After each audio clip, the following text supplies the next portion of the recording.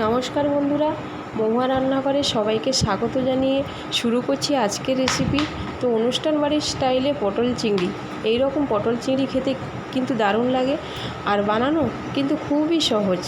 তো তাহলে চলুন আজকের রেসিপিটি দেখে নেওয়া যাক। তবে এই রকম পটল চিংড়ি হলে কিন্তু আর কোনো কিছুই লাগে না, গরম ভাতে জাস্ট জমে যাবে।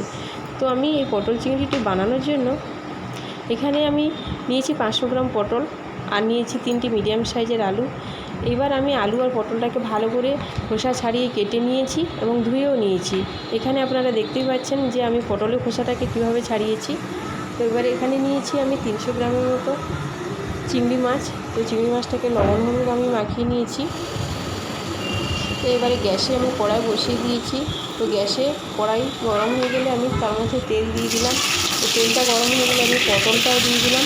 তো পটলটাকে আমি ভালোভাবে ভেজে নেব, তার জন্য একটু লবণ দিয়ে দিলাম, একটু হলুদ দিয়ে দিলাম। উল্টে পাল্টে নেড়ে চেড়ে আমি ভেজে নেব। তবে বেশি গ্যাসের ফ্লেমটা কিন্তু লোই রাখতে হবে, নাহলে পটল ভাজাটা ভালো হবে না আর খেতেও ভালো লাগবে না।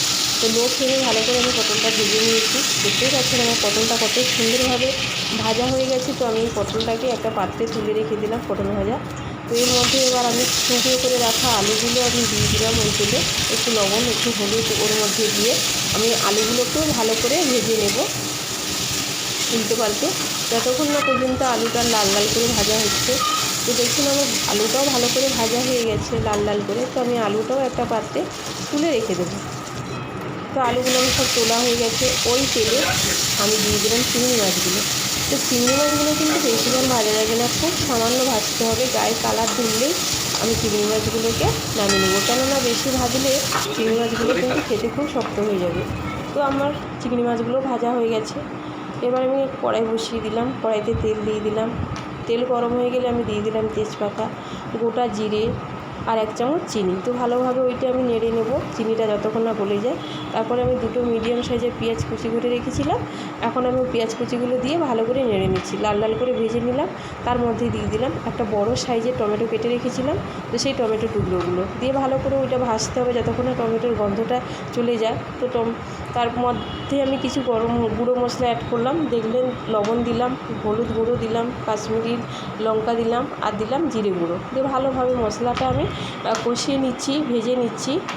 তো যত মশলা ভাজা হবে তত কিন্তু খেতে টেস্টি হবে। তো এর মধ্যে আমি দিয়ে দিলাম 1 চামচ রসুন বাটা, 1 চামচ আদা বাটা। তারপরেও আমি মশলাগুলোকে ভালো করে কষিয়ে নেব।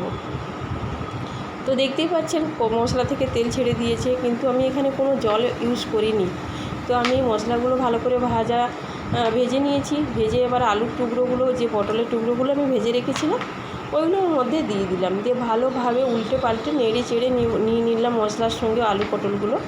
তো আমার মশলার সঙ্গে আলু পটলগুলো ভালোভাবে কষিয়ে নেওয়া হয়ে গেছে। এর মধ্যে আমি দিয়ে দেবো জল।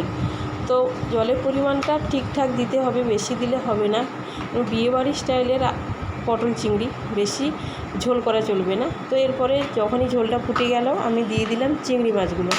তো ভেজে রাখা চিংড়ি মাছগুলো দিয়ে এবার আমি গ্যাসের ফ্লেমটা মিডিয়াম করে একটু ঢাকা দিয়ে দেবো।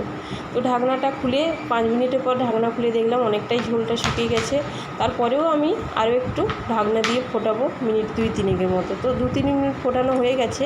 আমি 4 পিস কাঁচা লঙ্কা দিয়ে দিলাম আর 1 চামচ গরম মশলা গুঁড়ো দিয়ে দিলাম। তারপরে আমি গ্যাসের ফ্লেমটা একদম লো করে 2 মিনিট ঢাকা দিয়ে রেখে দিলাম, রেখে দেবো। এবারে আমি চেক করে নিলাম যে আলুটা আমার সেদ্ধ হয়ে গেছে, কিন্তু আমার আলুটা খুব সুন্দর সেদ্ধ হয়ে গেছে আর আমার ঝোলও প্রায় হয়ে এসছে। তো এর মতো অবস্থায় আমি গ্যাসের ফ্লেমটা বন্ধ করে নেব। পুরো আমার বিয়েবাড়ি স্টাইলে পটল চিংড়ি রেডি। তো গরম গরম ভাতে সার্ভ করলেই ব্যাস, আর কিছু দরকারই হবে না, অন্য কোনো তরকারি। যদি আমার রেসিপিটা ভালো লাগে একটা লাইক শেয়ার কমেন্ট করতে ভুলবেন না বন্ধুরা।